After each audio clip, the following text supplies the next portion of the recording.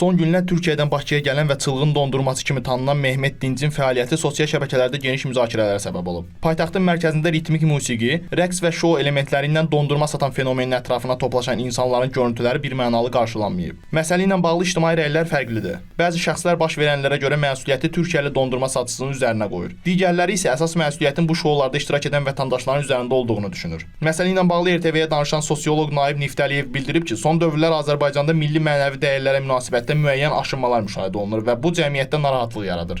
Ümumiyyətlə, Azərbaycanda mentallı, milli dəyərlərə önəm vermək çox önəmli bir məsələdir və son zamanlar təəssüf ki, bu istiqamətdə ciddi bir deqradasiya var.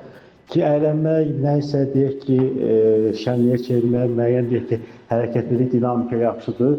Amma yəni ki, hansısa bir şəxsi və yaxud fenomeni, tiktokerin davranışını belə nümunəyə çevirib, bununla bir dondurma partisinə rəqs eləmək və yaxud müəyyən bir trendə qoşulub bu hərəkətləri təkrarlamaq təbii ki, ictimai qınaq doğuracaq bir məsələdir. Bu, hər kəsin şəxsi fərdi işidir, amma həmin şəxslərin təbii ki, kənarda bir bəyənilməsi, dəyərləndirilməsi, potensial tərəf müqabili, həyat yoldaşı, ailə üzvü kimi dəyərləndirilməsi məsələsi var və hər kəsdə, yəni bir Azərbaycanlı bəyi, xanımı öz Azərbaycan çevrəsində Azərbaycana aid Azərbaycanlı bir ailənin nümayəndəsi və Azərbaycan mentalitetinin daşıyıcısı kimi qəbul edir və bu baxımdan da qınaqlar təbii, yerli və gözləniləndir. Biz təbii ki, qınamağın tərəfində deyilik və qınayanların da tərəfində deyil. Amma yəni bir empati yaradan danışanda belə vəziyyəti anlayırıq, başa düşürük. Yəni insanlar sadəcə olaraq istəmirlər ki, onlara aid olan, onların çevrəsi, onların millətinin,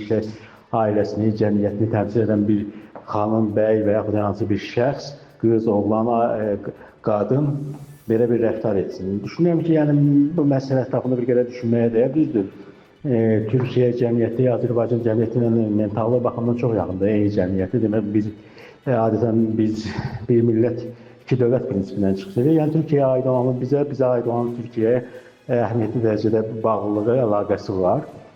Bu adətən deyək ki, bu mənada əsas ağıllı düşür xanımların üzərinə düşür. Yəni təbii ki, bəylərin öz verilən xüsusi bir keyfiyyət göstəriciləri var.